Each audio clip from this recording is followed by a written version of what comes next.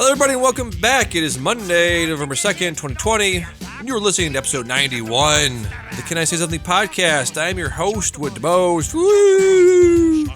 And I'm Damien. Joining me today is Binge. And we were celebrating Halloween Eve, the eve of the Halloweens. Woo! Spooky dooky. Spooktacular, bro. That's our spooktacular special. Yeah, Spooktacular 2020. So I want to kick things off talking about Boy Meets World Season 5. I don't know if you remember this. I didn't really remember this either, but back in 97, 98, I think every year they had a special Boy Meets World Halloween Spooktacular, right? And they did it with a lot of shows. They did it with a lot of shows, but there was one episode of Boy Meets World, I guess, that had, like, it was actually terrifying. It was actually really good, really well done. Let's see. So the episode title is Then There Was Sean. This is Boy Meets World Season 5. I'm trying to see what episode number. Doesn't say. But anyways, it's so the synopsis is, when an outburst between Topanga and Corey escalate in Feeney's class, Corey, Topanga, and Sean, Angela, Kenny all end up in detention. Things begin to get weird when Feeney exits and no one gets out alive appears on the chalkboard. In blood! A thumping heartbeat is heard from the hallway, terrifying everyone in sight. But it is only Eric and Jack bouncing a basketball. Yeah. So, do you remember this episode? Yeah. Yeah. I love me some Boy Meets World. Yeah. Fantastic. I love that. There was some episode they did where it was like very bromancy, where Sean and Corey are like in the library or something, right? And they're like meeting. They're like secretly meeting behind their girlfriends' backs, right? I mean, I don't remember everything, but it sounds like that. They're sorry. Their bromance definitely picked up in the later episodes. It really did. Later seasons. Yeah. What's his name? What was his brother's name? Eric. I loved his hair. Yep. I wanted to have the Eric hair for a long time, but never could. Yeah, right. I tried, didn't work. My hair didn't grow down and straight. It was just like it was out and poofy. Out and poofy, yeah. I always had the poofy yep. hair. Tried to put some gel in it, some conditioner, some product in it. It always looked just greasy as shit. Yeah. Yeah. People are like, wear a hat. It'll straighten your hair out. And then it's like, it straightens your hair out because it's just got like grime and disgusting grease or what, like you were talking about, just matted down. And it's like, oh yeah, you look cool for a second. Actually, it didn't work for me either because my hair was so puffy. It would like mat down the top part where the hat was. Yeah. And then it would jet out. So it would like legit look like a penis sometimes. Yeah. Me as well. There's a guy on Twitch right now. Like, a lot of people are growing their hair out. A lot of the people are. It's funny seeing people on Twitch's their like hairs, like, you know, they used to have what's it called, dyed hair, and all the dye is running out. Like XUC, it just looks like a fucking homeless person with this long hair, long greasy like black hair with like little bits of blonde in it. It's fucking crazy. But this guy Ludwig grew his hair out a little bit, and he's doing the ball haircut like everyone had in the 90s. So it's interesting to see, like, if Twitch was a thing in the 90s, this is what a Twitch streamer would look like with the with the ball haircut. Interesting. He would look like Eric. He does look like Eric, exactly. Yeah. Yeah. Let me see if I can find a picture of him now. Yeah, when I was even young, I mean, it's not really fair to say because I mean, like, a lot of young kids have curly hair, but I had Corey hair too. That's where I could have like both their hair going. Yeah. Let me pull up the stream here so you can see it.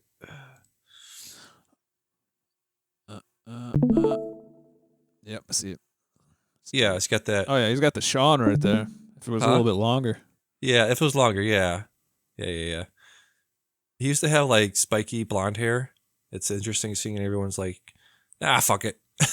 Fuck the look. He did a thing yesterday of let me close this.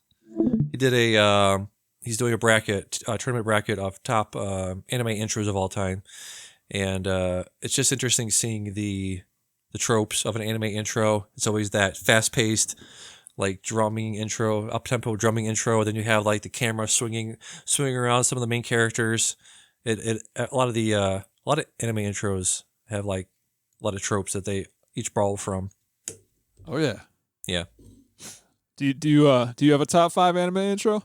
I mean, it's gonna be the same ones we've always talked about, but you know first Dragon Ball Z, Dragon, Rock the Dragon, that was up there.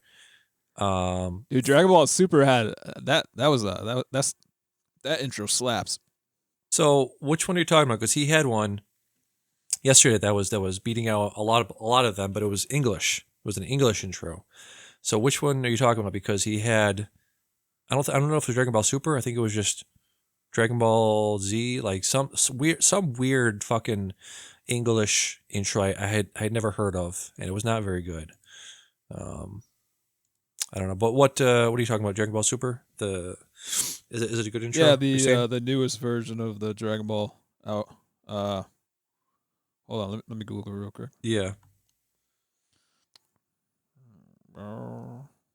Yeah, he was going through all these like, Demon X Demon or Demon Slayer or some shit I've never heard of.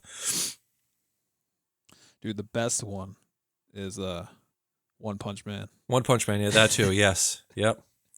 I think I found the English one I was talking about. Let me play it real quick. No, that's the Dragon, Rock the Dragon.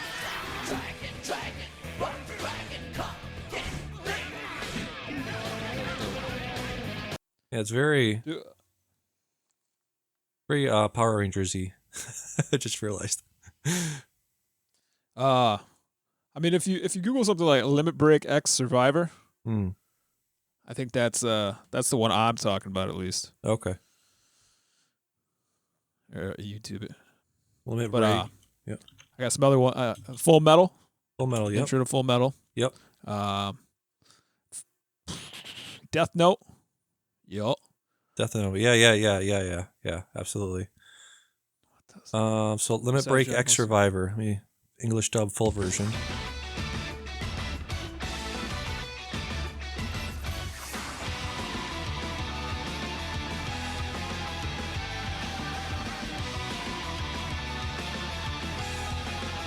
Playing it? Yeah.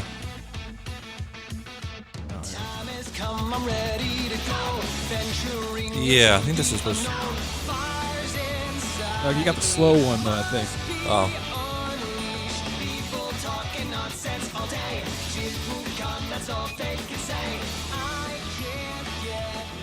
That was a slow version, you said?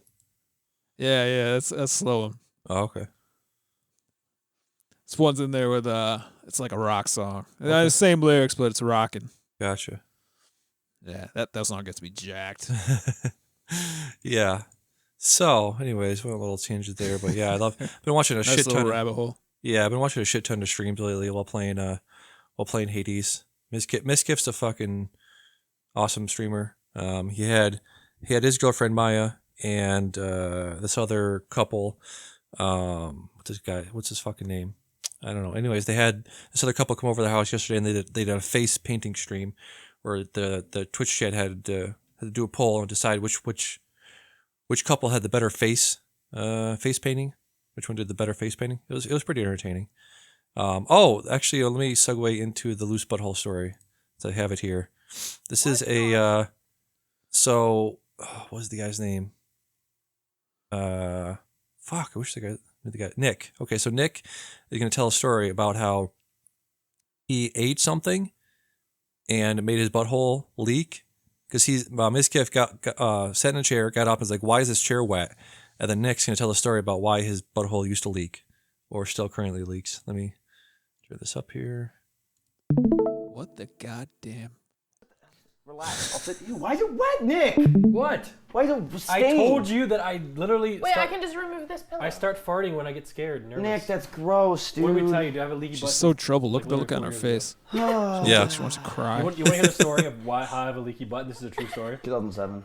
No, it's actually after that. I told you my life went downhill. So my butthole didn't leak in 2007. So you know what DreamHack Sweden is? Yeah. You ever been there? No, but I've watched your videos on it. They're okay, great. so they have a place there called Max Burger. Uh-huh. I ate their fried chicken wings 7 times in a row. That's your first and mistake. it fucked up my Yeah. intestines and caused me to have a leaky butt. Forever? Up until recently, I fixed it. Do you want to know how I fixed it? And this is a God's honest true story. I put a butt plug in my butt and practiced squeezing it Shaking closed his and opening it up over and over again until I could hold the butt plug in my ass. No way. What? I had a feeling it was gonna be something like that. I don't know. Let me here. Let me Cork that find. bad boy. Yeah, I'm gonna find the picture. It's very good. Yeah. So tell me There's a about. picture? I don't know if it's a Yeah. Well, picture. no, not a picture of his butthole. They have a picture of the face painting, the end of the face painting thing. You have some topics? Go do your topics real quick while I look up this up. All right. So World Series happened. I heard Yes, you it like did. baseball. Or I do liked like baseball. Yep. Curious, did you ever have a hated team? Like a team you can't fucking stand? Yankees, of course. You should know this. Yankees? Yeah. That makes sense. You have like a second? I mean, obviously it's the Yankees, but you have something that like The you know, go Mets. even further? Be The like, Mets. my second team to hit. Mets? Okay. All right, so you're going to say all New York teams, basically. Yeah. So, I don't know if you heard the hubbub about it. Yes. Pitcher for the Rays. Yep. Blake Snell. He got pulled in Game 6. Yep. After he gave up a single. Now, have you ever heard of anything called advanced analytics? I'm assuming it's Moneyball type stuff where they go in and say like, this computer algorithm told us that this is your peak efficiency. Like if you go past inning 6, your efficiency goes down 25%. Shit like that. Yeah, Yeah. you got it. Yeah. So that's basically the thing here. Is do you believe in that? That's like the new hot craze in sports. Everyone's got to find a coach or something that can Right. that believes in the advanced analytics. They got to have a team, and Yeah. they get calls from up top and be like, "All right, it's time to do this because numbers say that this is going to happen. There's a high probability that this will happen after this." Is that something you think you believe in? Depends. I mean, they have in the movie Moneyball, which I recommended us watching for next week. They have that theory which worked for the Oakland A's back in 2005, 2006, where they won like 23 games in a row. I mean, you could say that it was a fluke. I think there is something to say. I think you have to mix both analytics, computer algorithms, and also having a gut instinct in your people. Right. Understanding clutch. Yes. And momentum. Yes. And sometimes just straight up statistics don't mean anything to the individual. Exactly. Like they pulled him in Game 6 after he gave up a single, and it lit the social media world on fire. Mm-hmm. And they ended up going on to lose 4-2, lose the series 4-2 after that game. Right. And a lot of people are like, "Fuck this advanced analytics crap," because I mean you're in the World Series, right? Yep. And I get that you want to play the best possible game you can play. Yeah. But I mean, this guy's like one of your studs, so Right. you'd imagine you would ride it. You would push that horse a little bit harder, Yeah. you know, to and see what he. I mean, he doesn't want to lose, Right. so it's a little sketchy when it's in such a big game. I don't know if I believe that. I think in like a season long that makes a lot of sense. Yeah. But when you got big games riding down the lines, I think for the most part the advanced analytics kind of go out the window because you got a lot of heart, guts, and just general atmosphere that I don't know, intangibles. That's the word I'm looking for. Yes. Too many intangibles at that stage. Yeah. Exactly. Yeah. You got to have some faith in your guy. You can't just say this guy is spent. It's not a fucking video game where the guy's stamina bar is below a certain meter, and after that he's just he's gone. It's not like that. Right, yeah. It wasn't even like he was winded or anything. He gave up that single, and they're like, "All right, well, every time you've given up a single after this, it's kind of downhill from here." Yeah. You know, which I guess would make sense. It would show that he's getting a little tired, but it's like he didn't want to come out. He was ready to go. Right.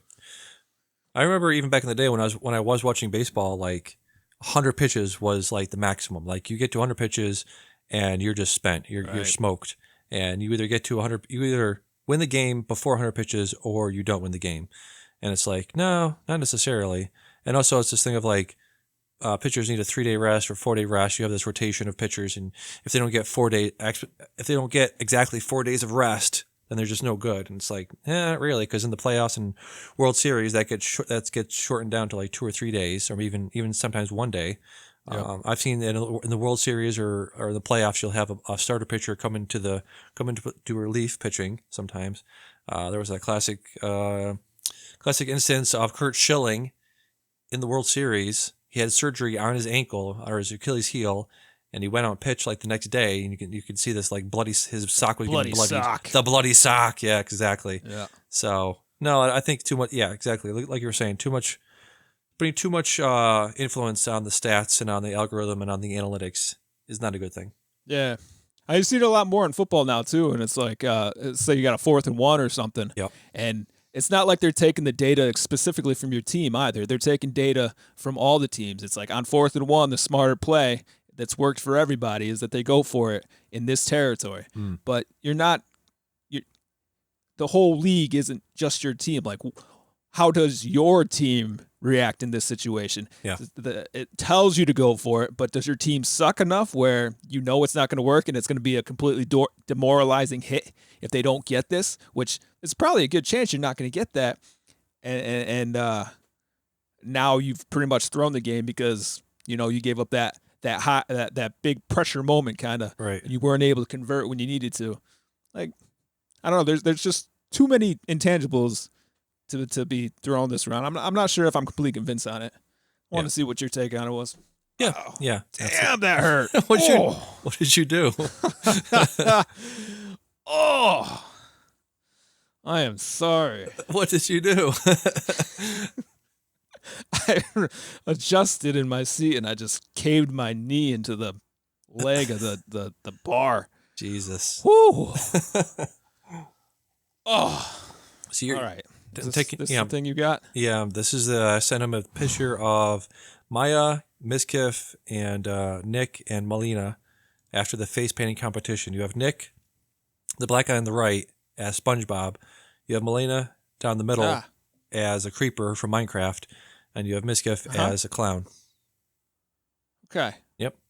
Not a clown from anything, just a clown. Just a sad clown. Yep. Okay. Yep. Who won? The clown man, Maya and Miskiff won the competition there. What was the competition? Who has the best face paint? Yes. Yeah. Yeah. I'm going with the creeper. Okay. Yeah. Yeah. Really, really well done, Is that actually. right? Yeah. Was that the right answer? Yeah. Fantastic streams. This guy, I love Miskiff. He's one of the top streamers on Twitch, so it's not like I'm not saying anything unpopular.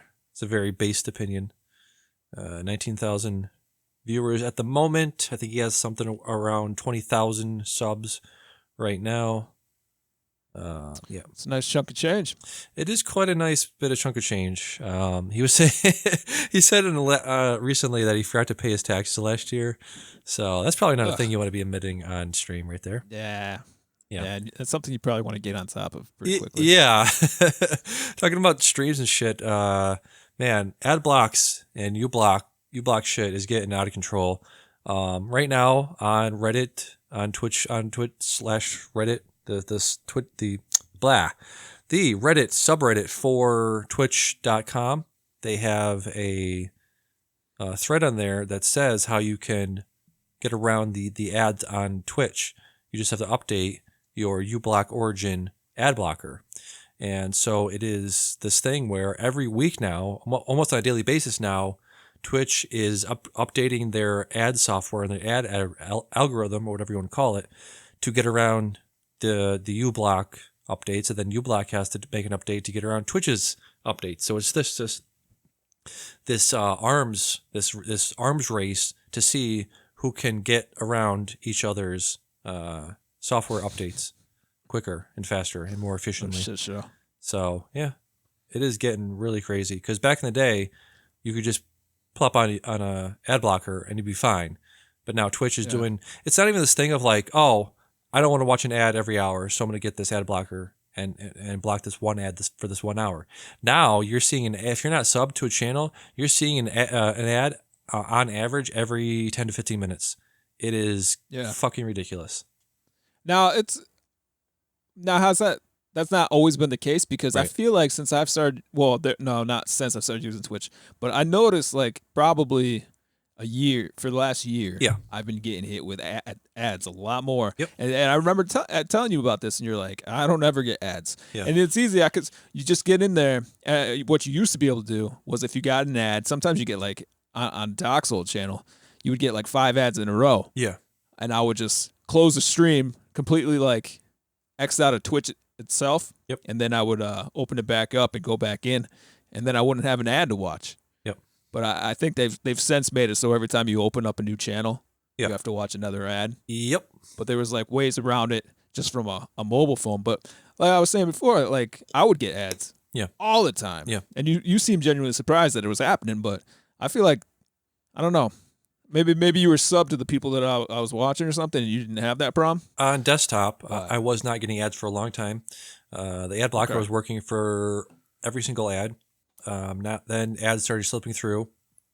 Ublock Origin did an update that blocked them all, and now it's this. Like I said, it's this daily fucking grind of Ublock having to update their software and then Twitch updating theirs. Also, I didn't see a lot of ads back then because I was on desktop and I had the ad on there. Yeah. I think mobile has some sort of software you can add to it, put on top of it, so you don't see ads on mobile. Because I remember, wasn't that what you were watching mostly? You were watching Twitch a lot on your phone. Yep. Yeah. So it's a different. I think Ublock might have an app for stuff like that, but yeah. Well, I mean, I found my own workaround too, Yeah. and it's just I haven't been watching Twitch Yeah. nearly as much as I used to. Yeah. You have a thing on here. I heard WWE is fucking over their independent The contractors. coup is finally happening. Vince is Yeah. taking control of all the superstars. Ridiculous. Twitches. It's ridiculous. Yeah. One of them, her name's Paige. Yep. She's a little bit more outspoken about it. She broke her neck like twice, and she basically at 24 probably, maybe even younger. Right. She was forced to retire because she had her neck looked like Stone Cold by the end of his career. You know? Yeah. People like Edge, like all the reasons those guys had to retire, she had when she was like 23, which was totally messed up. And so she was kind of like a personality for them for a while, and then they stopped using her. So she gets paid to stay home now because they don't use her on TV, but she's still under contract. So while a lot of these superstars made up their own accounts, you know, because everyone's doing it. Yep. She is doing it because she's home all the time, and she's gonna go crazy. Like she had like a history of, you know, drugs and stuff like that, so she needs to be, keep moving to stay clean and all that. Yep. And the community helps her, you know, the whole story. But anyways, she's not taking it as kindly as the other active wrestlers are. While Vince took over all their channels, and they're all like, "Well, I guess I'll see you when I see you, Space Cowboy." Yeah. She's just like, she's screaming union now. Yeah. And she's like, I'm just going to keep doing this and see what happens because, you know, this is fucked up. Yeah. I need this. And honestly, I'm getting paid more money on Twitch than I would under this contract. So let's see what happens. Yeah. But yeah, it's fucked up that while these wrestlers are independent contractors, the McMahons can come through and just, you know, take away this stream of revenue.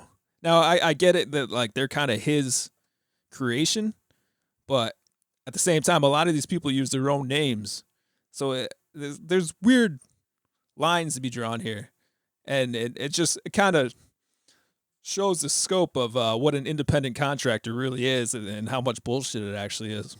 Yeah. I think I was telling you about another podcast. It was Chris Jericho. He had was I talking about this last week? Yes, the guy that was on there, Andrew Yang. Andrew Yang. Yeah. Yeah. He's that's WWE. This one of these things in particular.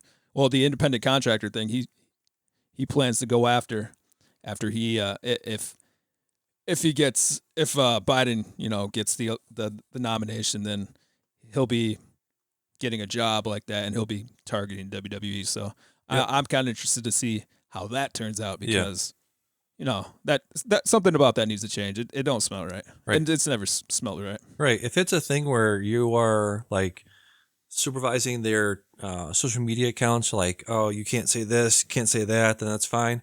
But I think that's another thing that they're worried about is, live streaming is a thing where you can't really. It's not a Twitter post. You can't just take down something that's controversial. If you say something on there, it's going to be up there for a long time. So I think it's one of those things where it's not necessarily them. Well, it is a lot of WWE saying we want to control where you get your money from, but also I think it's something where they want to control what they're saying, what the message is getting out there. You know what I mean?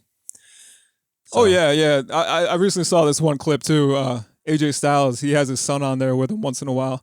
This was before his stream went down, but they were talking about a wrestler that went to AEW while his wife stays in WWE, and the kid was like, he said to his kid, "Oh, did you hear that? Rusev went to AEW," and he was like, "Oh, really? Cool. What about his wife?" And he was like, "Nah, his wife's still in WWE," and he's like, "Really? That sucks." And then AJ like turns to the camera, and it was almost like he wasn't talking to his audience at that point. He was like talking to WWE if they were listening.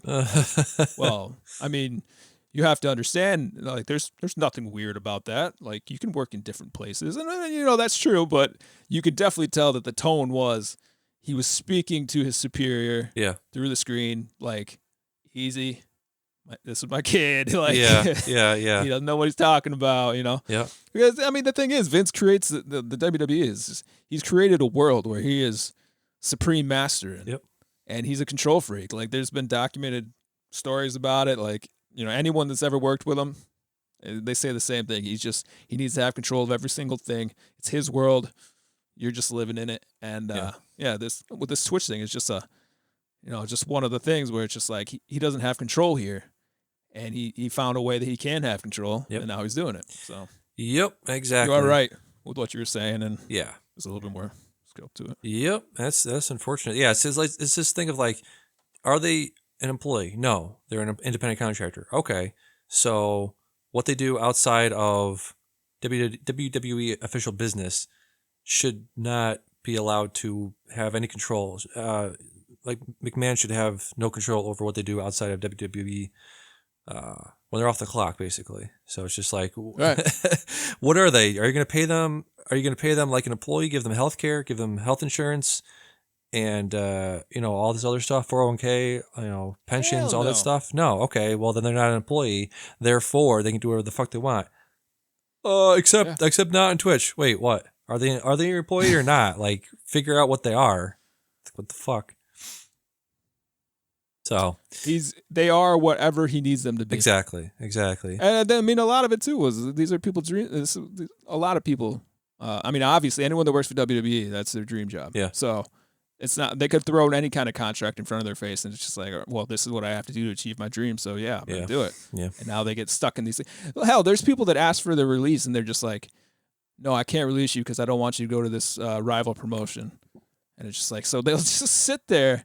They're so stubborn. Well, they'll just sit there for like 3 years waiting out their contract, and then just so they can't go somewhere else or can't go do something else. And that's how petty he can be sometimes. Right. It's just crazy. He really does need some kind of oversight because, I mean, I've stopped watching WWE just because it's just a fucking circus. It's a clown show. And I honestly feel bad for these guys. I mean, they get paid money.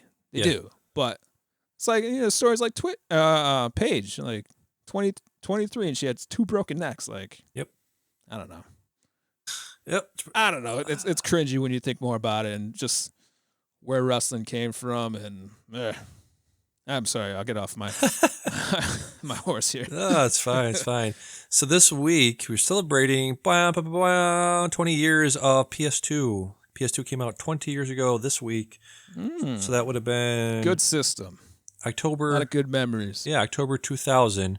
I got the PS2. It was one of the first consoles I bought with my own money. I would have been 15, working at Mickey D's. Had my own money. Bought a PS2. I think I want to say I played Andy's PS2 for a long time. Then I got my own. Played some Hot Shots Golf, Devil May Cry. Played some RPGs on there. I got the fat PS2. So I got the hard drive in there when I got the Final Fantasy 11. yeah. So that was pretty Yep. cool. I remember going Yeah, you were playing that before me. Yeah, I remember going to the GameStop. What was your name? Your name was Shinyu? Shinryu? Shinu, Shinu, which means death. Means death, right? Means death in Japanese. Exactly. Yeah. Yep. I remember playing Remember mine? Huh? Remember mine? No. Noidus's, yes. Was that a take on Dionysus, the god of wine? Yeah, the god of wine. The god of wine. And Yeah. God of tits and wine, yep. So, yeah, I remember playing Final Fantasy 11 with Alex in my room, and he had a PS2, separate PS2, playing with him in my room, and we were playing the first time we played, and we go to turn it off, and we asked somebody walking by, like, hey, how do we save? I was like, what are you fucking talking about? Because this was the first MMO I ever played. I was like, how do we save? Where's the save point? They're like, you're an idiot. Get out of here. Stop wasting my time. Oh man, that logging out thing was awful. You had to kneel for like 30 seconds or whatever. Yeah. If you get attacked by an animal, you just like you gotta fight it. Like you can't just log out. Yeah. It was insane. I got tired of that game only because I chose the worst class to level up to the max, to mid-max. I mid-maxed Samurai. Samurai in Final Fantasy 11 was the worst class because it had the worst qualities of every class. It couldn't defend like a paladin or warrior. It couldn't do DPS like a warrior or black mage, and it couldn't do healing like a paladin. So it couldn't do anything. It was not like the best at anything. It was like so average at everything. Yeah, you left and they buffed the shit out of Samurai for a while. Yeah, I don't think you were there for the I don't remember what it was called, Alzabi expansion or whatever. The one was kind of like a Middle Eastern feel, but yeah, they buffed Samurai, and everybody wanted a Samurai for their shit. Crazy. You want to talk about an exile class? Be a Dragoon, man. Really? Dragoons were like next to worthless because a Samurai could do everything better. And and you needed sneak attack to be relevant, and like if you could have sneak attack, and why wouldn't you have, a thief, right, or ninja, right? I remember. Yeah, it's, out of all the DPS, Dragoon was shitty, and it was just a terrible job too, because for a long, like the first 5 or 6 years, a Dragoon, you know how you had the 2-hour ability that was like Paladin could turn invincible for a while with infinite hate, and like I forget what, like maybe a Samurai had like a super special skill. I think they dodged everything or countered everything. Yeah. But Dragoon, they would summon their Wyvern. Right. And once your Wyvern died, that was it. You had to wait 2 hours before you could summon it again. Like, what the hell's a Dragoon without your freaking Wyvern? Jesus. I remember, you said trick attack. I remember the setup you had to do with Thief. You had to do trick attack, sneak attack, or you had to do one before the other to set it up, and somebody had to be behind the thief and be between the thief and the mob, right? Behind them. Yeah. So the mob had to be looking at the paladin. Yeah. And you had to be hiding behind somebody else, probably another, or no. I think the warrior would like provoke it. Yeah. And then you would hide behind the paladin. Yeah. And then you would sneak attack, trick attack. Yep. All that hate would go to the paladin. Yeah. And that was just like kind of, add, rinse, repeat. Yeah. Over and over. I thought and over again. Yeah. Over and over and over again. Yeah. The thing about the Samurai wasn't it something where you do the chain attack, the chain explosion, right? You did the elemental chain. Wasn't those things where it was like? Oh yeah. The limit breaks. Limit breaks, yeah. Somebody, you would do a limit break, and then someone else would do one, and then you would create like an element chain. Yeah. And then your black mage would hit that element. Yeah. And then you would hit it for super magic burst. Super magic burst, exactly. That was the only thing that the samurai had going for it before apparently this buff was that they could bring out any element. Like, so they had so many different attacks. They had a wind attack. They had the fire attack. They had the water attack. So if you had a samurai in your team, and you wanted to do the limit break, the elemental limit break thing, you could do that with them. So, yep, good times. Yeah. I mean, as tormenting as that game was, that game was a master trolling you. I played the shit out of that game. Yeah. So Yeah. well, you're right. That was my first MMO as well. Yeah. I remember that first moment. Like I appeared in Sandoria, Yes. and it just had everything was going on around me. It was like a explosion of sights, sounds, Yeah. wall of text, Yep. Japanese. Buy from my bazaar. Yeah. Yeah. I think we were like third into the game because it was, Japanese. It went from like PC to PS2, right? The PC people got it first, and Japanese got it. That would make sense. Japanese got it first, and then it went to PC, and then it went to PS2. And didn't you go to Xbox at one point? I think I remember seeing here. I had it on the Xbox 360. Yeah, you did, and I remember that. Like the graphics, didn't they get better? Like when you moved over, there was like, holy shit! Look at The graphics were better. Yeah. Load times. I don't feel like it ran better though. No. Okay. Yeah, but I mean, I my PS2 was a tank, Right. So my PS2 still works. Really? I don't know if you know I that. didn't know that. Yeah. So I mean, yeah. I got a lot of respect for my PS2. I love that thing. Crazy. I stopped playing my Xbox version of the game because it didn't feel the same. It was slower. Mhm. And while it looked good if you're standing still, you move around and it just went to shit. So Interesting. Yeah. so So yeah, PS2. Good on you. Good console. PS2. One of the best. One of the best I libraries. remember I played my first PS2 at Walmart. Yes. Yep. They had the things out. When I finally bought it, I bought it with Grand Theft Auto, Nice. Kingdom Hearts, something else. But yeah, I played the shit out of Grand Theft Auto. Never beat it, but I went around shooting people all the time. Yeah. GTA 3. Racing a car, running people over. Yeah. I was enamored with their people physics, Ragdoll. Yeah. doing cartwheels through the air. Yeah. I was gonna say I got it. I got the console, but they were sold out of memory cards, so I kept playing through Devil May Cry a bunch of times, but I couldn't save, so that kind of sucked. Yo, you remember the SmackDown vs. Raws and Yes. Yep. Those competitions. Oh yeah. Yep. Our creative characters. Yeah.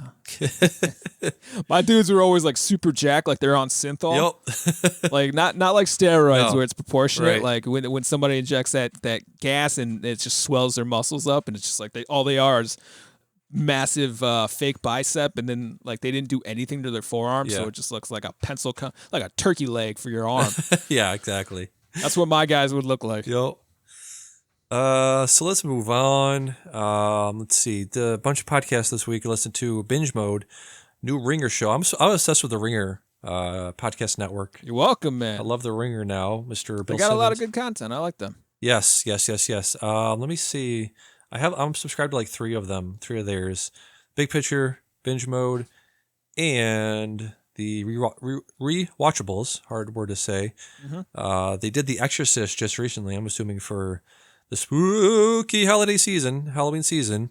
Yep. I listened to that one actually. Did you? I was listening to that today. It's so interesting hearing, because first of all, I guess these guys are like, you don't realize how old people are when you're listening to them, because they don't sound old, but like Bill Simmons is like in his 50s. A bunch of these guys are like mid to late 40s. And it's just interesting to hear people's different perspectives on movies, and like people that have been around for a long time. And they were talking about being like, the things you don't realize watching movies and not living down. I guess it took place down in Washington D.C., Georgetown area. I guess they again they're big sports guys. I guess they live down there, and it's just interesting to hear people's perspective that have been gone to. I guess they went to college down there, and it's just. I keep saying the word fascinating, but it is so fascinating to hear people that have interesting lives who have like gone to school in these highfalutin, colleges, and know shit about the area and about the time period and about all the stuff that was going around that time period. Do you know what I'm trying to say, or no? Not really. Well, I mean, I get what you're saying. I imagine when you're 50 and people listen to you talk, they're gonna think the same thing. It's like, how the fuck's he know so much? Yeah, But exactly. it's just what you know compared to what he already knows. He seems worldly. Yeah, he does. He is worldly, but that's probably.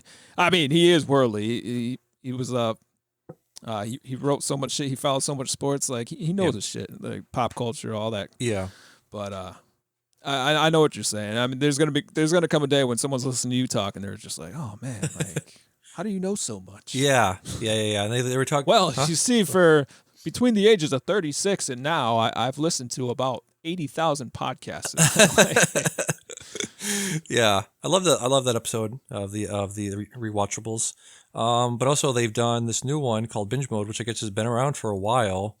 They have several seasons. They did they did Game of Thrones. They did Harry Potter. They did Star Wars. They did Saga, the comic book. Yeah. And now they're doing the MCU. They started on Monday, I want to say, with Iron Man. Yesterday They had you at hello. They had me a hello, exactly. They did Incredible Hulk yesterday. It is this like half scripted, half off the cuff podcast where they dive super deep into all this stuff. And it's like, why did you know? I feel like a lot of people's perspective is like, you know, you want to hear off the cuff, shooting the shit type shows, and I feel like I've listened to so many of those about, you know, doing the rankings, movie podcasts where it's off the cuff, it's shooting the shit, and I'm ready for, you know, a scripted sort of show like this. It's very well written. They sort of wax poetically about the show, about all these movies. I don't know if you listened to any of them so far. I haven't listened to any of the binge mode. Yeah. That I can recall. Yeah. It's very good. They're both very extremely knowledgeable about the movies themselves, the behind the scenes stuff. Yeah, very well done. Highly recommend that one. What else today? Threedom. Threedom is finally back. Threedom is, let me see. It's Lauren Lapkus. It is Scott Ackerman and Paul F. Tompkins talking around, shooting the shit off the cuff sort of stuff, but it is hilarious. They're one of the few podcasts that are doing it not in a studio, but in one of theirs backyards. So they're all, you know, socially distanced. But it is interesting to hear a podcast now since March where everyone's in the same studio and they're not talking over each other because they're on Zoom or whatever. So if you want to hear a new podcast that sounds like an old podcast, check out Threedom. New season of Dr. Death just started. Let me see what this one is about. This season is about Dr. Farid Fatah. In 2013, he was basically involved in insurance fraud by giving patients chemotherapy that never had cancer. So he was basically, What an asshole. yeah, getting all this money from these chemotherapy companies and built this giant, not like an empire of chemotherapy institutions, where this one woman walked in and they're interviewing these people that went through his program back in 2013 and said there was just this gigantic building they walked into, and they had dozens and dozens of people just in chairs sitting around getting chemotherapy, and it was just this fucking franchise he basically had of getting people in, getting people out as quickly as possible. So yeah, very sick man apparently. Yeah. So those are podcasts I listened to this week. You said you listened to a couple this week as well. Yeah, I got a couple. Okay. Listen to another one of my rivals ones. They pitted Clapton against Hendrix. Yeah. And I got a kick out of this.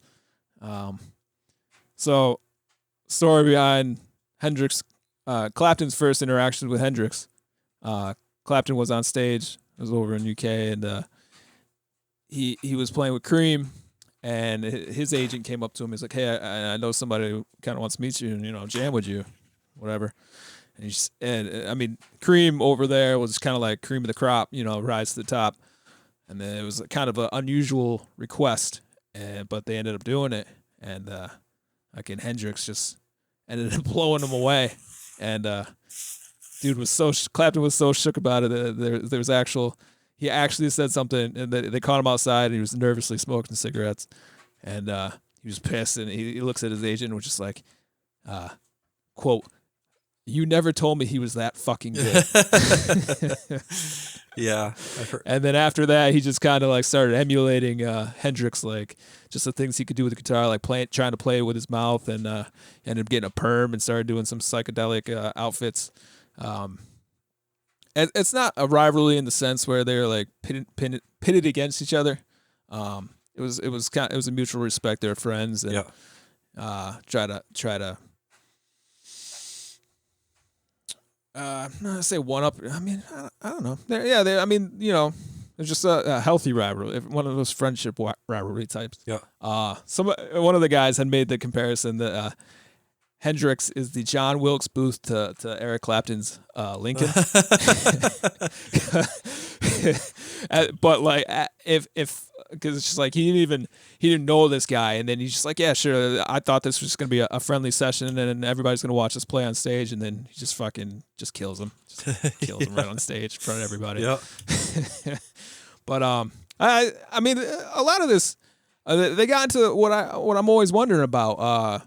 I said it to you about Cobain, because Hendrix died at 27, Cobain died at 27, and the question I gotta ask, I feel like I ask it a lot, but do you think it's better to burn bright, burn fast, than to fade away? Right. Because Hendrix burned bright, burned fast. Shit that he did with the guitar was insane. You listen to his music, it's nutty. You can't even take away from Clapton, because Clapton was a phenomenal guitarist in his own right. But I mean, the way they put it was Clapton was a king on guitar. Yeah. I'm not taking anything away from him, but Hendrix was a god. Yeah. You know, and did dying at 27 immortalize Hendrix? Yeah. Like if Clapton, say, died after he made Layla, Right.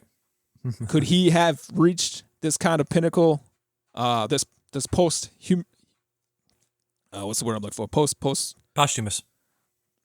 posthumous. Thank you. I never get that word. Right. Posthumous status that Hendrix has, or like conversely, if Hendrix was still alive, what would it take to tarnish his legacy? Because stay alive long enough to see yourself become the villain. Like, would he have to put out a synth rock album? Yeah. Because I mean that was starting to pick up back then. Right. Or would he have to make like a collaboration with Pitbull? For people to start hating on him. Yeah.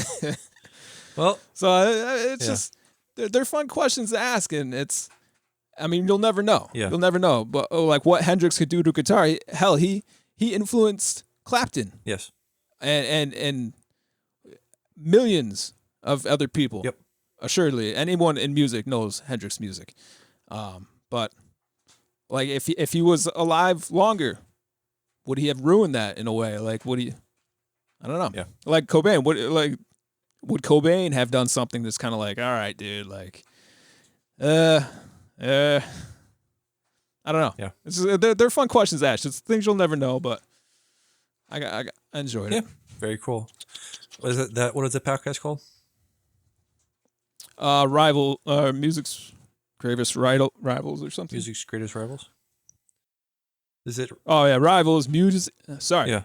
Rivals Music's Greatest Feuds. Yeah, I'm looking at the list here. Wow, they get a lot of them.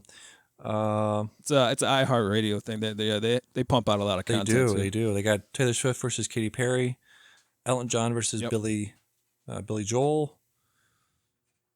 What the? The 1975. Do you like Clapton? Huh? Do you listen to Clapton and Hendrix? Have you? I'm sure you have. I've heard their songs, their main songs. Yeah. When I think they put Hendrix's stuff on Rock Band, I went back and listened to all his stuff. Yeah, it's very, very good. Man, Voodoo Child Yeah, is amazing. Voodoo Child. Yeah. It's just amazing. Well, yeah, it is. But also, have you heard? Let me see. Let me go to Spotify and look this up. He has one that is insanely difficult to play on guitar. I tried to do it when I was learning guitar. It is called Little Wing, I think. Let me see. Little Wing, yeah. Let's say that. Something Wing. I don't. Little. Let me pump this through. It sounds like two guitars at once. Right.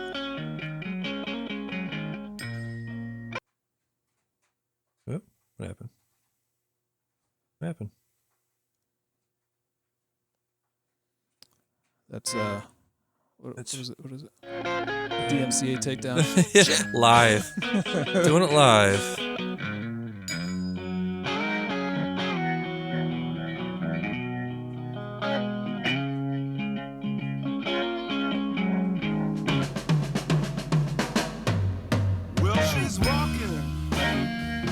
Yes. So that's yeah, incredible.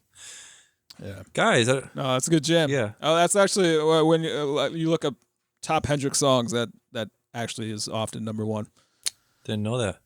Yeah, on Spotify right now, number one is, of course, all the big ones, All Along the Watchtower. Apparently, Dylan. Yeah. Dylan played that electric guitar after that came out. Purple Haze, Hey Joe, and then Little Wing is number 4. Dylan basically conceded that song to Hendrix. Yes, he did. He's like, I wrote it, but that's his song now. Yeah, exactly. He made that song his bitch. Yeah. So let's get to Halloweeny stuff. We have the Halloween. Hold on one second. Yeah. Did you listen to that Why I Hate That album, Lou Reed thing? No, I haven't listened to Why Oh my God. I Hate This Album. That album is genuinely trash. The one time I wholeheartedly agree. Honestly, the Lou Reed's Metallica collab is literally the worst thing I've ever heard in my life. In fact, it's so bad that I've listed 5 things that I would rather hear than that. Go ahead. You want to hear them? All right. 1, my parents banging. 2, industrial sized belts drive squealing. 3, that squeak when your teeth are just wet enough where it's not a grind, when it just kind of slides. It's like you hear it more in your head than you do. Like nobody else really hears it, but you hear it, and that's enough. I'd rather hear that than listen to this. The water drip from a faucet that doesn't turn off. Yep. You can't get it closed all the way. And my last one, that sound vomit makes, when it hits a hard floor. It's not just like liquid hitting the floor. It's like it hits the floor and you're like, that's vomit. Yeah. And you got to go clean that up. It just happened in the room next to you. I'd rather listen to that on a loop. Isn't the sound of somebody about to puke, like a cat or like a person about to puke, worse than the puke the puke happening? Like the like that's it. I mean, I think, I don't know. I think that it's what happens when you hear it, it starts triggering something in you. So I guess what it does to you physically. Yeah, I guess that could be worse. But say like you're not in the room with them, but you just hear that splatter. Yeah. Like, oh, that sick person just went in my kitchen. Yeah. Oh, it turns out he ate hot dogs and Gatorade. Damien, you know anybody like that? I don't know. I don't have any idea what you're possibly talking about. And you just hear that noise, and you're like, someone just threw up in my kitchen. Someone just threw up in my kitchen. Didn't the acid like eat through your cabinets? Oh yeah, it did. The sides were like kind of peeling off like paint, like the acid from it. I'd have to guess. Yep.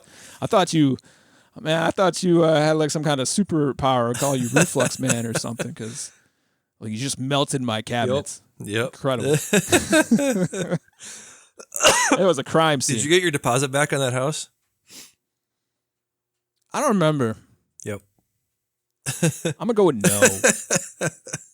Dude, Alex put his ass through the window twice. Yeah.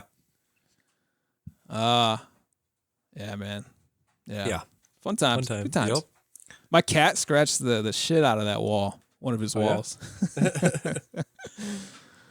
So we have the horror movie bracket tournament. Do you want to get into that? Yeah, let's get into that. I don't have it pulled up. I think you do. While you do that, let me pull up this stream here with 3 streamers: QT Cinderella, Minx, and I forgot the last word's his name. They're cosplaying as the witches from Hocus Pocus. Oh yeah, the Sarah Michelle Gellar one. Woo! Yeah. Well, the top one. Look at them. Look at them dumpers. Wait, they're not dumpers. Sweater puppies. Sweater puppies, exactly. Or sweater hogs. Sorry, my bad. Sweater hogs. You remember their names? I forget what the name was. Let me see. Who played Bette Midler? Was that Yes. her? Yeah. Oh man, she was something. She was something. So one was called Winifred, one was Mary, one was Sarah. Winifred. Yeah, Winifred. That was the black-haired one. The one we were talking about. Yeah. Huge knockers. So, do you want to set this up? Or you want me to? No, I'll Okay. do it. I'll do Alright. it. So, yeah, I mean, we got 1, 2, 3, 4, 5, 6, 7, 8 matchups. And I mean, Halloween's tomorrow. Do you just want to pound out the rest of this? Yes. Yeah. Do the whole thing? Yeah. All right, here we go. Oh, Conjuring versus Exorcist. Exorcist, hands down, no contest. Exorcist 2. Fuck Conjuring. I actually watched it. It's just a jump scare, man, over and over again. Yeah. Wow. Fuck jump scares. That's not real horror, you know? Okay. All right. And this one's actually kind of tough for me. I actually watched Sinister recently as well. And this one, it's Halloween versus Sinister. Yeah. What you got? So yeah, I'm gonna say Halloween. I haven't seen Sinister. What do you say? If you I'm actually going to say Halloween too. all right, fantastic. Yep. Sinister was a good movie. It was more like a crime thriller kind of thing, but I just that one of the main bad guy looked like the hell's his name? Looks like Mick Thompson from Slipknot. I couldn't get it out of my head. That's funny. All right. Babadook versus Hereditary. Hereditary. I'm going to go with that too. I never got around to watching Babadook, but I read about it and it seems pretty messed up. It seems like one of those psychological ones. But I've actually seen Hereditary and it's got some wild shit in it. Yeah. So Yeah. Hereditary It really does, doesn't it? yeah.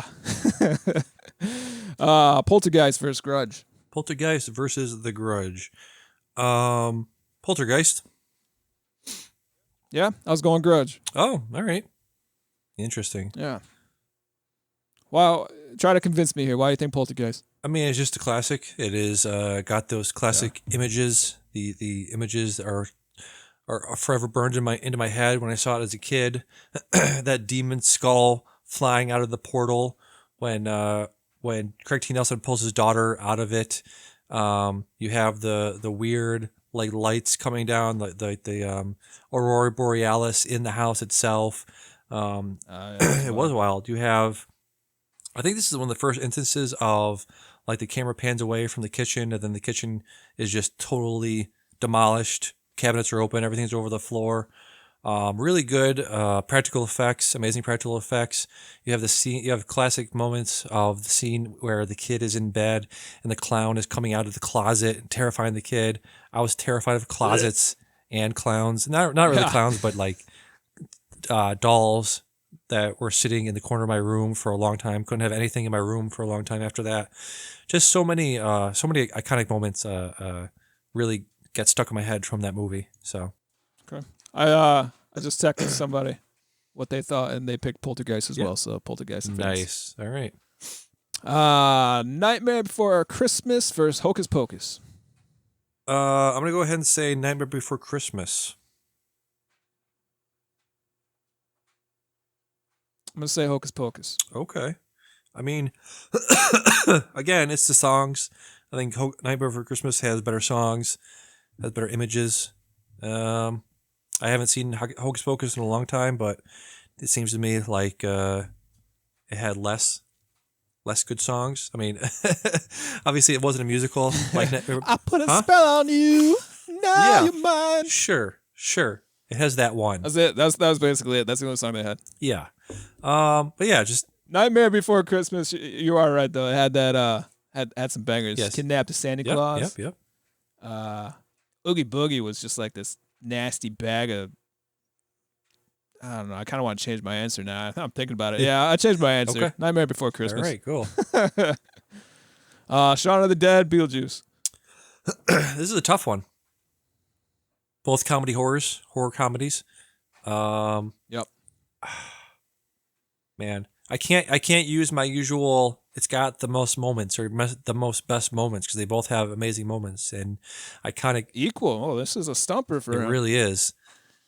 God damn. You want me to go yeah, first? you go and first. see if it Yeah. helps? Can you though?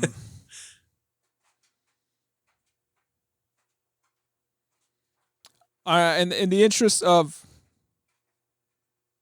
the Halloween spirit, I'm gonna go with Beetlejuice. I think Beetlejuice was a little bit more traumatic. Shaun of the Dead's a great movie, but Beetlejuice, I remember there were scenes in Beetlejuice that were just like the stone statues like grabbing onto Yeah. people, those worms in the desert.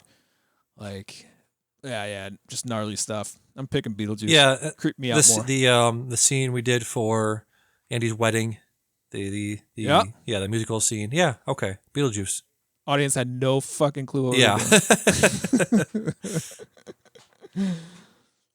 You pick Beetlejuice? yes, yep. All right. Alien Zombieland. Said Alien or Aliens? Aliens. Well, Alien. The one with the alien. Well, yes, but there's Alien and Aliens are two different movies. The one with Sigourney Weaver. They both have Sigourney Weaver. She was in 2 movies and it's Alien. Yes. You didn't know this? I don't know. Maybe I've watched both and didn't realize. Alien 1, 1979 versus Zombieland. I'm gonna say Alien. No contest. It is the horror movie. Well, Like you want to say, like you said, in the interest of the essential, the most horror movie of these two in the Halloween season, Alien is more horror than Zombieland. Yeah. Zombieland was definitely funnier, Yeah. but I mean, if it was Alien or Aliens, does your answer change? Alien 1, yeah, because Alien 2 is a action movie. Oh, okay. Yeah, okay. Yeah. All right. Now Right. we're on the same page now. Alien. Yeah. Okay. All right, we there. Yep. Thing versus Hocus Pocus. Yeah, I know Hocus Pocus is on twice. Oh, okay, yeah. That The was Thing. accident, and yeah, I forgot The which one Thing. I left Yep. out.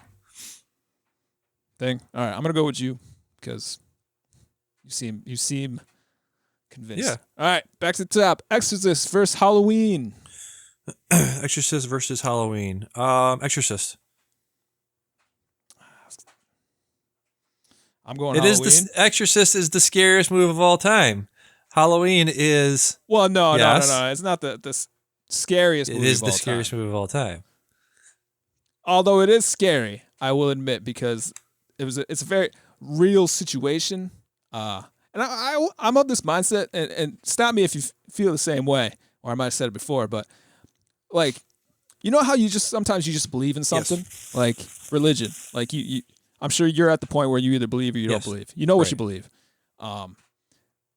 But you ever get this feeling where it's just like, I need to not believe this is a possibility, because if I even start to believe that it's a possibility, that leaves me susceptible to all the things that are happening. Like what's her name in The Skeleton Key?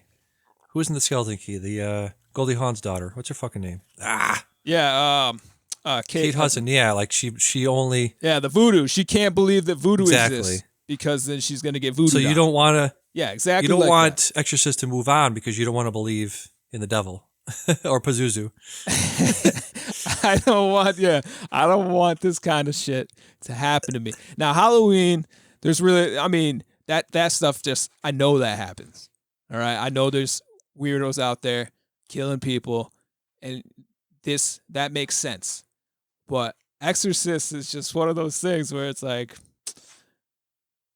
I can't believe for a second that this is possible because that leads me to, and there's an opportunity that I get screwed. Either way, I texted somebody, Exorcist advances. Thank you. Good. So, All right. Well, I'm not saying Exorcist is a bad movie. And in fact, Halloween, took so many tropes from Exorcist that, Exorcist deserves to advance. they were talking about this on The Ringer on the Exorcist rewatchables. they were saying how Exorcist and Halloween share, like you said, share the same sort of template where the first 40 minutes of Exorcist and the first 40 minutes of Halloween are this like everything's normal. Like Laurie Strode is going to high school, Reagan is, having a normal life for the first 40 minutes. It's very, very normal. Like you said, Halloween very influenced by Exorcist in that way. Yeah. Yeah. Just Halloween is probably my favorite horror movie if I was to say that I have one. Okay. So that's Fair. why I would advance that. But okay, so Exorcist moves on. Let's see. Now we are at Hereditary versus Poltergeist. Hereditary versus Poltergeist. Yep. Now it's getting tough for me. These are going to be tough ones. Yeah. I like it. I like to watch you squirm. So what I'm comparing in my mind right now is like 30-year-old me. What affected me more versus what affected 12-year-old me. Like what had more of a profound effect on my psyche. So, which is obviously Hereditary affected 30-year-old me versus Poltergeist affecting a child me. True. I gotta say, just because of Hereditary doing that thing that I've never seen a horror movie do, still I haven't seen it do, which is not treat the audience like a stupid person. Like treat the audience with respect. With that scene we watched at the very end, where the scary thing is not lit up, it's in darkness. Part of the background. Toni Collette, Toni Collette is camouflaged into the background. You can't see her, and the camera and the filmmaker is trusting you to follow, to have your own eye follow it and track it. They don't put anything on Toni Collette's character in the corner of the room. They expect you to be able to see it. So because of that, I'm going to say Hereditary. Yeah, I'm with you. I had Grudge beating Poltergeist, and honestly, Hereditary would beat Grudge. So A plus B, A plus C equals CBB. Yeah. I don't know. Okay. I don't know. I don't know where I'm going with that. Hereditary. Nightmare Before Christmas, Beetlejuice. Let's see. I'm gonna say Beetlejuice. Beetlejuice. You think about it, Jack Skellington and Beetlejuice kind of had the same outfit. They really going did. on. Yeah. Yeah. Never made that comparison Right. before. Alien versus The Thing. Alien versus the Thing. Oh shit. Ah shit. Yeah, you really like this. yeah. I like both these movies very much. Alien versus the Thing. So I saw the Thing just recently this year, maybe a couple months ago. I've seen Alien dozens of times. So we got two psychological horror movies, two psychological sci-fi horror movies. Because you don't see the Thing almost ever. You don't see the Alien almost ever. So we can't compare both. Those are both very good at what they do in that way. The ending to the Thing is so fucking good that I don't think most people even know what happened. Have you seen the Thing? The end of the Thing? I think we talked about this when I saw it. No, I haven't. You haven't seen the Thing? Okay. So I won't talk about it, but the Alien ending is very, very good. Classic ending. You see what's her name is Badunkadunk or Dumper. He said it, Yeah, not me. Carrie, if you're listening, he said it, not me. God damn. I'm gonna say Alien just because of the visuals. You got the visuals, you got the music, you got the tension ramping up, you got the classic Alien, like the creature. So what I'm thinking right now is the creature versus the creature, the Thing and the Thing versus the Alien. What looks better? What's more terrifying? What's a better, all-time creature? We're talking creatures, the Alien. Yep. So I'm gonna go Alien. Had that great scene, the classic moment with the Thing bursting out of the guy's chest. All-time classic moment. So Alien for me. For sure. Yeah, you put a lot of thought Yeah. in that, and I'm going to piggyback on that. Okay. I'm gonna put Alien. Thank you. Who wins in a fight, Alien or The Thing? the Thing is like not even a thing. It's like a parasite that gets into people. So I think if the Thing manifests itself in a physical form, I think Alien takes it, because Alien, when the alien bleeds, it's got that acidic blood to it. So I think in a physical brawl between the both of them, I think Alien comes out on top. Good talk. All right, here we go. I think this one, if you thought the last one was tough, here we go. Exorcist versus Hereditary. This is not as tough as you think it would be because, like we said, listen to the Rewatchables podcast talking about it, breaking it down, why it's so good. And Hereditary, as good as it is not Exorcist. It is a different thing, different beast altogether. It's a psychological thriller. Exorcist is also that, but it just has some of the best moments of all time. And you think about it's almost a 50-year-old movie and we're still talking about it. I don't know if we'll be talking about Hereditary in 50 years, so I'm going to take Exorcist. All right. I thought that'd be a little hard for you. Yeah, it should. I feel like you've said, quote, Hereditary is my absolute favorite. Favorite. Well, so in this competition, in this 1v1, we're talking about favorite versus best. So I'm going to say. Okay, so you're showing respect. Yes. I get it. Okay. I also picked Exorcist as well. I don't think Hereditary is on the level of Exorcist. Right. And while I advanced it through all the other ones, yeah, you're all right. Exorcist kind of transcends it. I actually had a question. I was thinking about it when I was listening to these guys talk about Exorcist. I know people don't like remakes. Well, not specifically when they take liberties, like too many liberties. Like like Halloween had one when Rob Zombie took it. People hated it. The direction they took the characters and all that. Yep. What if they just made a movie like people talk about in video games, like just give me better graphics. Don't change a damn thing. Just give me better graphics. What if they took Exorcist? The whole same exact dialogue. Nothing changes. They just made the special effects like 2020. Yeah. Well, that's interesting. Would that be? What would you think about that? It's interesting because in that discussion they had, they did talk about the practical effects being very good. I think he said one moment looks kind of iffy, but there are very few moments in that movie where you can look at and be like, ugh, no, gross. That everything except for this moment or that moment is like nothing really in there that you would need to update. I mean, it's all, there is no CGI in that movie, I don't believe. Except No, for sure. But the makeup's come a long way. Yeah, exactly. Like we were saying with the blood. I was just watching a couple things from the 70s where the blood is like, I don't know what they were doing back then, like in the 70s and 80s with blood, but it's this like bright red super bright red tint to it. Super thin too. Yeah. It wasn't like thick, Right. I mean, in Carrie it was thick, Yeah. but like if you had like a Freddy, it was more like just like a geyser of red water. Yeah, I guess so. In that sense, I guess you could update it in that way. But yeah, there's not a lot in there where you could really improve upon it. Then you got to do the casting. You got to do a new cast. You got to have a good casting would be tough. Yeah, a good young person. Like one of the best things about Exorcist is what's her name? The girl. Actually, Linda Blair. Linda Blair.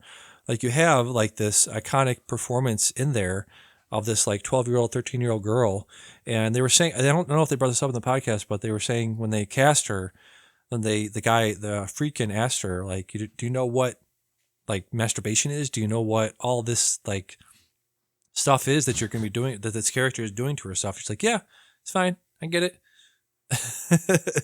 And also, like they were saying, his behavior, William Friedkin, the director's behavior on set was not great. It was very abusive and kind of unforgivable. But also, he got some incredible performances out of his people by doing that, and you can't do that today. So again, I think all of that together, I don't think you wouldn't get the same thing out of it. Like you said, to redo it, you'd be doing it to sort of improve upon the prosthetics and the practical effects, but I don't think it'd be worth it because you'd be getting, I think, worse performances out of people. That's true. I mean, I didn't consider if someone had a true star performance in it. Not everybody's easily replaceable. Yeah.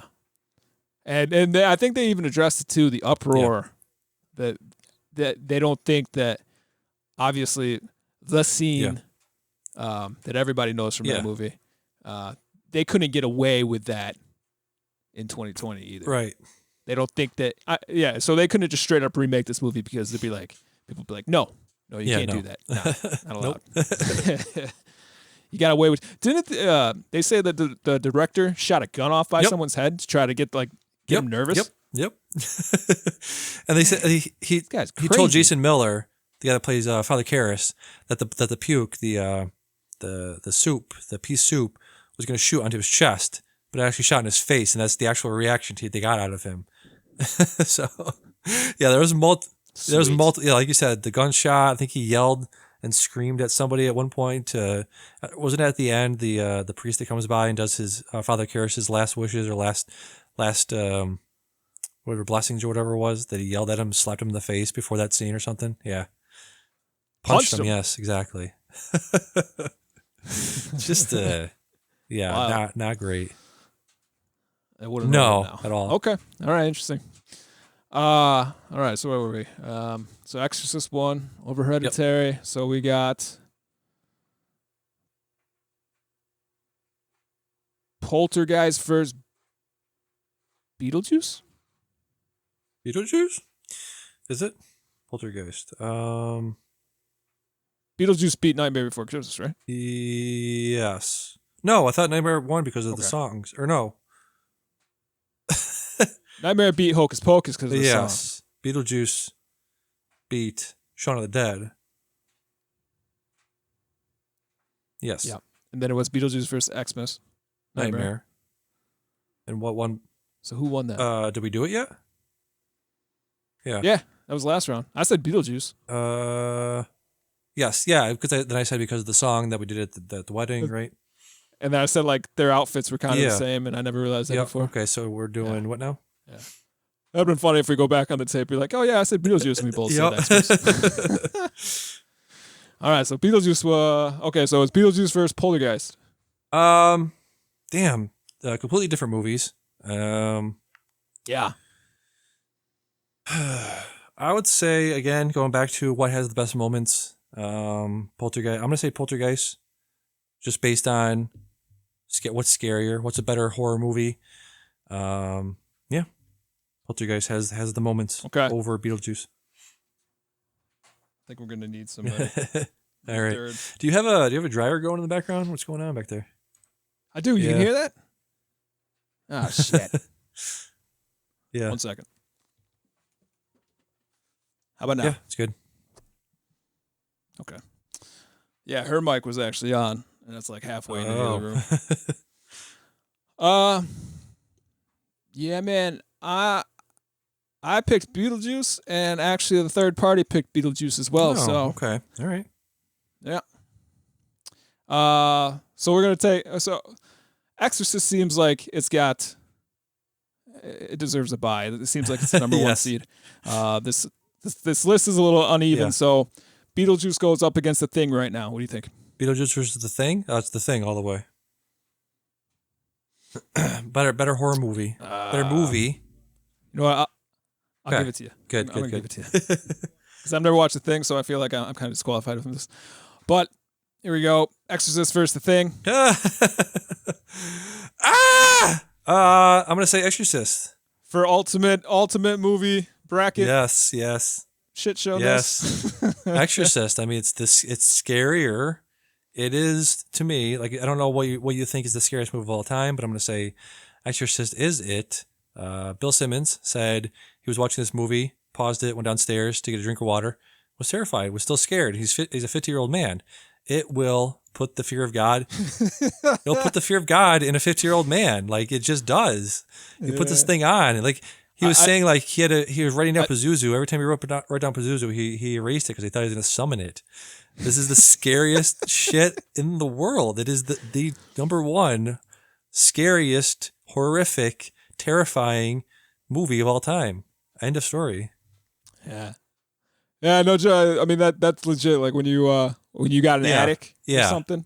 After I watched Paranormal Activity, I seen that crawl space attic. I've been up in my crawl space twice. I've lived in this house for like, I don't know, 10 years now. I plan to keep it at 2. Right.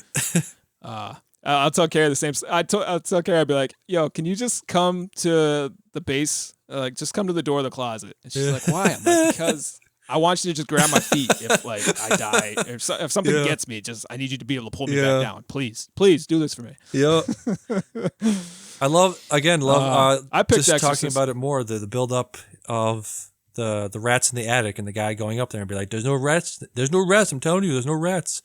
Just the buildup of what could it be? What is the thing that's haunting this place? What is the thing that's giving the fear off in this place? Is it rats? Is it a psychological thing? What is it? The build up to the actual possession is amazing in this movie. So Right. And you have to Yeah. believe it's Yeah. rats, man. You have to get your mind under control because once you give the devil that little Yeah. in, it's over Yeah. for you, man. they were saying how again, like So- every time if you see this movie, every time you hear something in your attic, if you see the lights flickering, because there's so many things in this movie that are pedestrian. It's things that everyone experiences in their life, of weird noises in their house, lights flickering, the feeling of dread. It does all those things really really really really well, on top of the possession scenes are just out of this world. So Yeah, I'm not mad at Exorcist Yeah. 1. It's Yes. fair. I don't feel bad about trying to take it out with Halloween, but Halloween's a personal favorite of mine. So, Yeah. I got a question for you. You ever watch Texas Chainsaw I Massacre? have. Yeah. Have you? What do you think about that? That's big on people's list. Where do you think that would have I mean, is it? stood on this I list? think it's more important than it is good. I think it's more influential than it is good. I think the things that came after it did hit better. There are. It is. I watched. What did I watch last night? Something. David Cronenberg's one of his first movies, Rabid, and then I watched right after that. I watched Invasion of the Body Snatchers, and it's just this thing of like a better made. It's the Invasion of the Body Snatchers. Invasion of the Body Snatchers. It just, you see the production value in it, you see the money in it, you see the talent in it, as opposed to the first movie ever made by David Cronenberg is just very haphazard, not great audio, not great shots, and it's the same thing with the Texas Chainsaw Massacre. It was made on a shoestring budget, and I think that in you watch it over and over again, you're like, okay, this is a good movie, and it's very influential, and it has gore in it, and it has these things in it that make it scary, but also it's been done better many times over. So Okay. Yep, so Exorcist is your Woo! 2020 Halloween winner. Halloween. Yep. For our listeners that sent that enjoyable bracket in. Yeah. Thank yeah, you. Yeah. Thank you for So- that. Sorry, I couldn't give it more in depth. I think their original intention was to watch one every day for October. I I wasn't even Yeah. sure you were up to that task. I thought turning it into a bracket Yeah. seemed like a better. yeah. Actually, who put that on the list? Because they split them up. Half the list was courtesy of Aldo, and the other half Okay. was Lynn. So let me see who actually had Exorcist. Exorcist. That was It was Aldo. Aldo, yeah. Okay. And actually, he picked the thing as well. So he had he had that final. Yeah, the top two seeds. Yep. Yeah.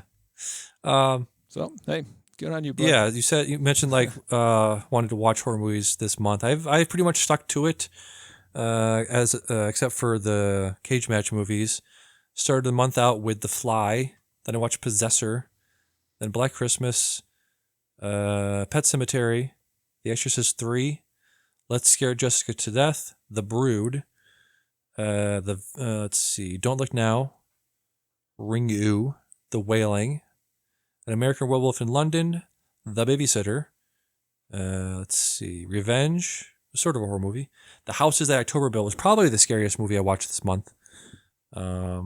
Death Becomes Her, and then, like I said, last night I watched Rabid and Invasion of the Body Snatchers. A lot of stuff I watched on Criterion. Criterion put up a lot of stuff from the 70s, a lot of 70s horror movies. So real quick, Rabid was very good. That was David Cronenberg's first movie. I watched that and The Brood. They were very good. Invasion of the Body Snatchers from 1979 stars Mr. Donald Sutherland, a very young Jeff Goldblum is in this movie. So if you want to see a young Jeff Goldblum, check that out.Ix really good in it. Yeah, you love yourself some young Jeff I really Goldblum. do. Any Jeff Goldblum, but especially young strapping young lad. So I have How do you bring yourself to watch that many damn horror movies? I mean, I'm not saying these are like the horror movies you find on ABC Family. They got like the 20 Nights of Halloween. Like, you're watching some fucked up shit. Yeah. Every single day. How do you sleep at night? A lot of it is like, so the 70s stuff, it's not great in terms of like building dread or scares, or like, like I said, the blood and the gore, not really well done. I'd say the scariest stuff was like The Exorcist 3 was pretty scary. Let me see. The Wailing was really good. There's some stuff in here that's just like, meh, it's fine. I get what you're going for, but you're not really.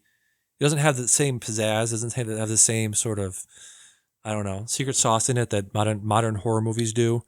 Also, a lot of it was on Criterion. I'm trying to I'm trying to go through this massive list of the streaming services. I look at my bill every month and I'm like, Jesus Christ, I have so many goddamn streaming services. So I'm trying to go through them all and I think get my money's worth exactly. So I think I also think I was having this thought the other day of like a lot of this stuff is leaving. They'll do it for like a month and then you can't really find it anywhere else. So I'm trying to get as much as possible as I can this month before Well, they're making a horror streaming service. Yeah, now. Shudder. I mentioned that last week. It's been out. Been out for a while, but I have that. November. Yeah, they have a few on there that I checked out. Let me get to my top 5 scariest moments in horror movies. I made this. Yeah. Well, you talked about your movies real quick. I just want to say I watched Sinister. Yeah. I watched it by myself. That like you watch a whole month of horror movies and you're fine. I watched Sinister, and I had to get myself in that. I'm watching it, and it's just like, I ain't scared. I ain't scared of you. Whatever. Yeah. But I'm gonna tell you some good things that they did in this movie. The sounds, great movie for sound. Like the home videos, found footage shit will never. Like ever. And I don't know how much of this you actually remember or whatever, but he found that box of like recorded murders basically, and he's just watching all the way these families died, and it's just like, Jesus. Like, and we go back to that thing of like, this came from someone's brain. Like, that's some scary shit. I'm just watching it, and it's just like, this movie wasn't so much like scary. Like there were little to no jump scares in it, which I appreciate. Thank you very much, because the jump scare stuff is just cheesy and dumb and just played out. But this stuff actually like made you think, and now you're watching it and you're just like, damn, like that's shitty. That's shitty. That's shitty. It just fills you with despair. But the thing I took away from Sinister basically is if I'm looking for haunted house, Descent to Madness kind of thing, Shining did it better. If I'm looking for depth, Exorcist did it better. And the found footage was a nice touch. I like how they incorporated it, but you got things like Paranormal Activity did it better. So it took all these elements from other movies, and it was fine. It was a good movie. I don't know. I think I gave it like a 6 or 7. Wow. Okay. Yep. Seems slow, but okay.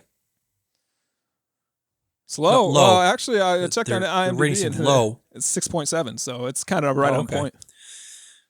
But I find that a lot of people are like really particular about horror movies. Yeah. Like the ratings are like even Exorcist was like well, maybe not Exorcist. That's not a good example, but like Poltergeist was at 8.2 or something, which is a good movie, but you'd imagine it would be better. All these other ones like Halloween's and Fridays, they're all between 6 and 7.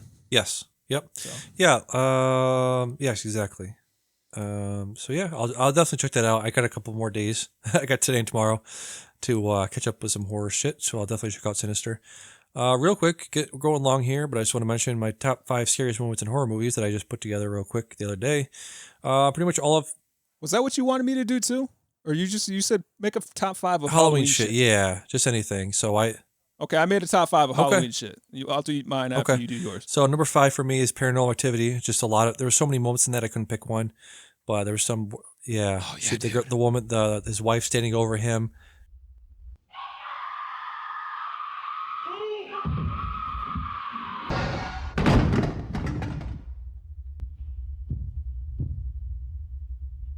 Just screaming, it's terrifying. Awful. Yeah. Yeah, man. Like that's up there. That's probably like my number 3. Yeah, The creepiest movies. fantastic. Like the part towards the end where like whatever dragging something up the stairs. Yes. Nope. Yeah. Nope. I'm out. Out. Yep. So talking about stuff I watched as a kid that affected me deeply. Quint dying in Jaws. Like, I don't. If nobody's seen this movie, it isn't just like there are some scenes in modern like shark movies, like in Deep Blue Sea, where Samuel Jackson just gets ripped out from under him, just gets thrown to the sea. Ate me. Yeah. A lot of modern shark movies like the Meg. I watched the Meg the other day. It's not great, but just this moment of like the ship is sinking. It's this tugboat sized ship, so it's not very big at all. And Jaws somehow jumps into the boat, grabs Quint, and Quint is like sliding down. He grabs onto Brody's hand and then slides down to where Jaws is at the bottom of the boat, and he starts kicking it, but eventually Jaws like grabs a foothold and just slowly pulls him into his mouth and starts crunching on his stomach, and Quint screams.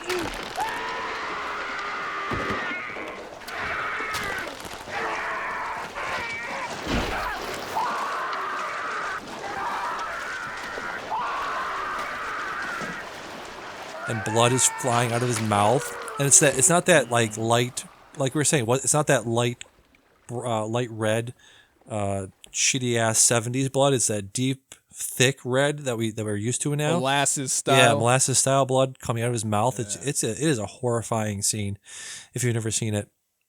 That was my number 4. My number 3 is the last 10 minutes of Hereditary. You know this scene very well. We watched it last year. It's terrifying. Number 2 is the first time seeing Regan in full possession mode. I'm a friend of your mother's. I'd like to help you. You want to loosen the straps, huh? I'm afraid you might hurt yourself, Regan. I'm not Regan. I see.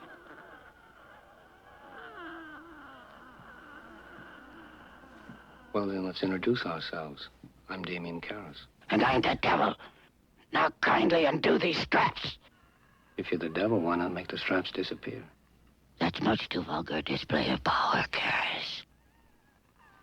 Where's Regan? In here with us. Show me Regan and I'll loosen one of the straps. Can you help an old altar boy, Father? Your mother's in here with us, Karras. Would you like to leave a message? Just walking in, the breath. I guess they talking about the behind the scenes of the movie. They actually had this air conditioner, industrial size air conditioner running like 24/7. So anybody walking into the room was actually cold. All the breath you see in this movie is not CGI. It's not a practical effect. It is actually extremely cold in the room. So that scene is always terrifying. And then the end of the Blair Witch, again, going back to stuff that traumatized me as a kid. This came out in 99, so I was like 13, 14. Saw this on HBO late at night. Not really knowing at that point, because this is like pre-internet. This is pre being able to look stuff up. So, and also I'm a young influential child watching this movie, just not even knowing what the found footage genre is at that point, knowing nothing about any of this shit. Little baby Damien, so ignorant. Yes, to the world. horror movies. Yeah, to the world. Scared the absolute fuck out of me. The moment you see the guy standing in the corner in the basement of this rundown house in the middle of nowhere.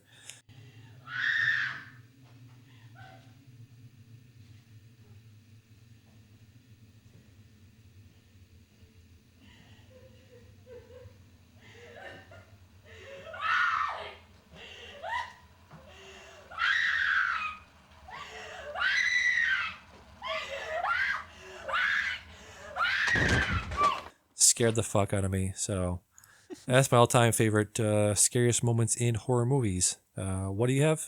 So do they still hit you the same?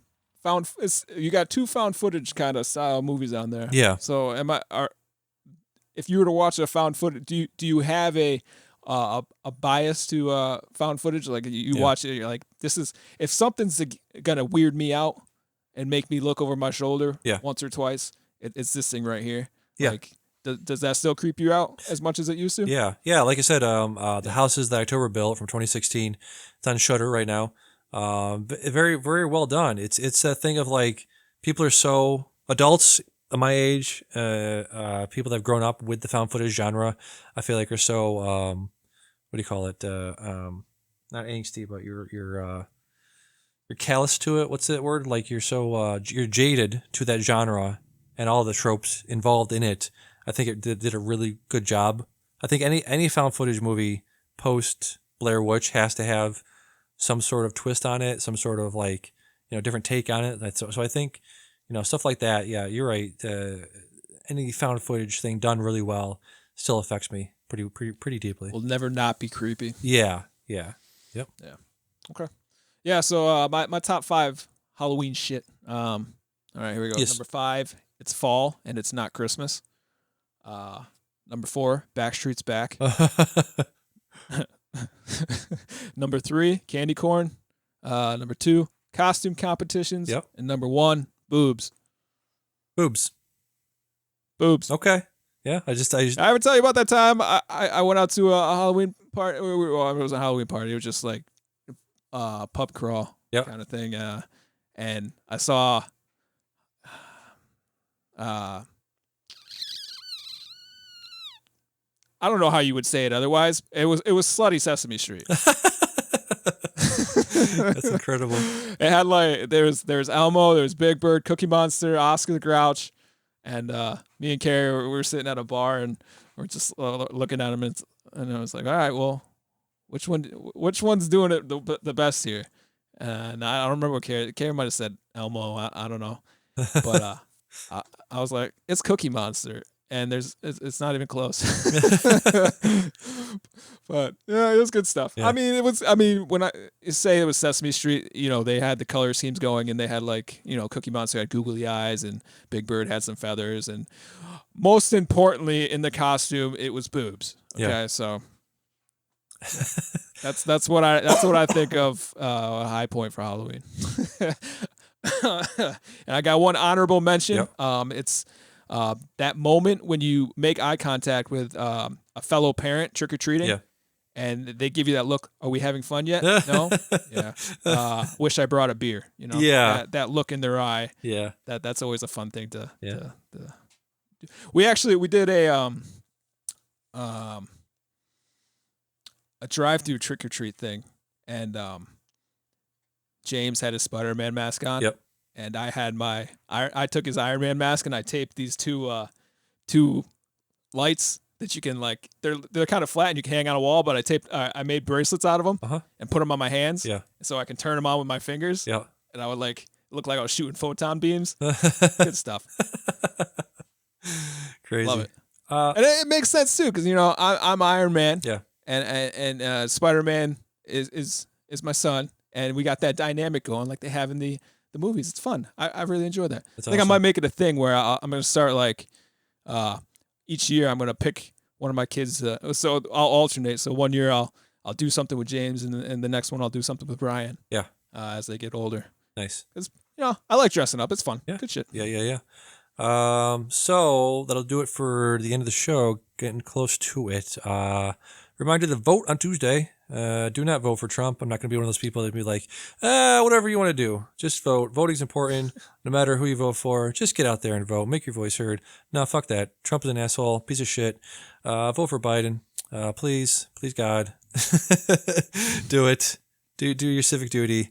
A lot of people have pre-voted, mail-in voted, whatever it's called. I'm lucky, very, very lucky that my voting polling station is like a 2-minute walk from me. So I'll be going down there Tuesday morning, put my vote in. So, yep, there's that. Yeah. Yep. I'm sure we won't see much shit. We're not in one of those crazy places. I mean, yeah, just real quick, there are, I feel like we're in a blue state, but just like, I don't know, if you're, half of my coworkers are insane people, voted for Trump. I feel like there's so many more Trump voters around us than we realize. There's more of them. Oh, they're absolutely yeah. Go ahead. No, you're absolutely Yeah. right. I was actually wondering that too. I'm like, I know that this is a blue state, but I know so many people that like Trump, Yeah. and it's kind of weird that we're such a blue state if that's the case, because it's just, I don't know, maybe it's just the town we live in. I mean, we kind of are country stuff. Yeah. So Yeah. I don't know, back not backwoods, but Yeah. we're not too far away from No. like the hill towns. Right. Well, yeah. So If you want to, vote on Tuesday, not just for presidential stuff, but there's also down ballot stuff. There's local elections that you can vote in. If you feel like, I'm in a blue state, I'm going to vote for Trump, but it's not going to matter. Well, there's local elections you can still make your voice heard in. yeah, the So, questions are a big deal. People don't consider. questions, yep. Polling, What a couple years ago, marijuana. marijuana, yep. know? Gay marriage. So- There's all sorts of things you can vote on other than the presidency. So get out there and do that because it's cool. All right. Yeah. Yep. 'Cause if you don't do it, they'll take it away from you. Yeah. That's actually probably not hyperbole. I don't know. Yeah, it's possible. Anything is possible these days. So, with that, I have been Damien, I've been Deej. and we will see you next week. Bye bye.